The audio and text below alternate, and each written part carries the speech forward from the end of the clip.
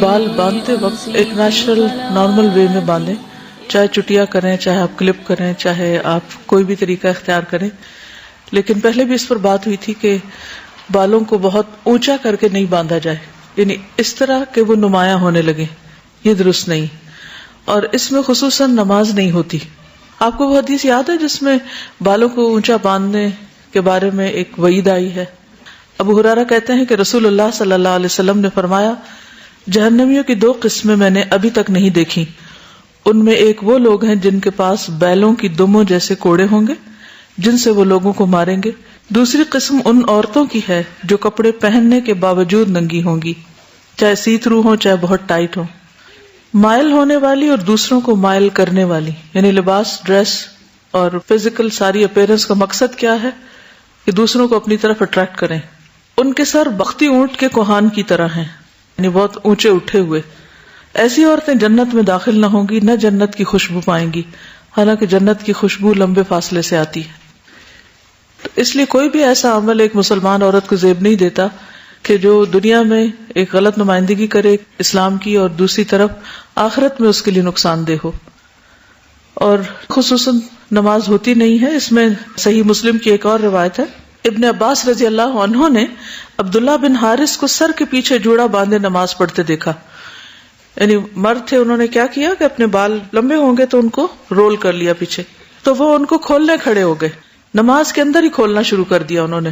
جب وہ نماز سے فارغ ہوئے تو ابن عباس کی طرف متوجہ ہوئے اور کہا، تم نے میرا سر کیوں چھیڑا؟ تو ابن عباس نے فرمایا، کیونکہ میں نے رسول اللہ صلی اللہ علیہ وسلم کو فرماتے ہوئے سنا، بالوں کا جوڑا بنا لینا ایسے ہے جیسے کوئی نماز پڑھے اور اس کے ہاتھ پیچھے بندھے ہوں. نماز میں ہاتھ آگے باندھتے ہیں نا، تو ایسے جیسے کوئی پیچھے ہاتھ باندھ کے نماز پڑھ رہا ہو.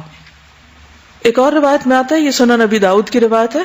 سعید بن ابی سعید مقبری اپنے والد سے بیان کرتے ہیں، انہوں نے سیدنا ابو رافع مولا رسول اللہ صلی اللہ علیہ وسلم کو دیکھا کہ وہ سیدنا حسن بن علی کے پاس سے گزرے جبکہ وہ کھڑے نماز پڑھ رہے تھے، اور انہوں نے اپنی گدی میں اپنے بالوں کی چوٹی دھنسا رکھی تھی، یعنی اس کو رول کر کے اندر کو کیا ہوا تھا بالوں کو.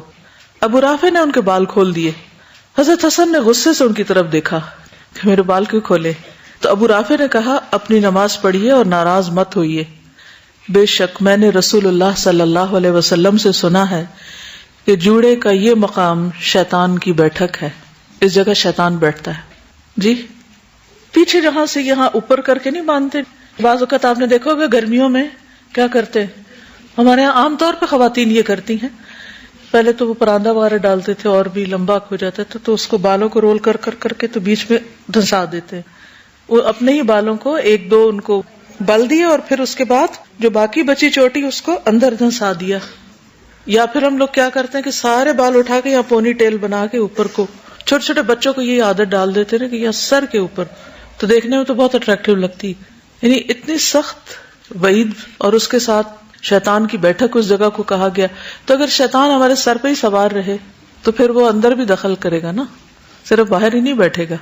یعنی اسٹریٹ ہیں، کہیں بھی ان کو کلپ کر لیجئے، باندھ لیجئے، لیکن ان نیچرل وے میں اوپر اٹھانا منع ہے. جب نظر آنے لگ جائے، شیپ بن جائے ان کی پیچھے، وہ درست نہیں.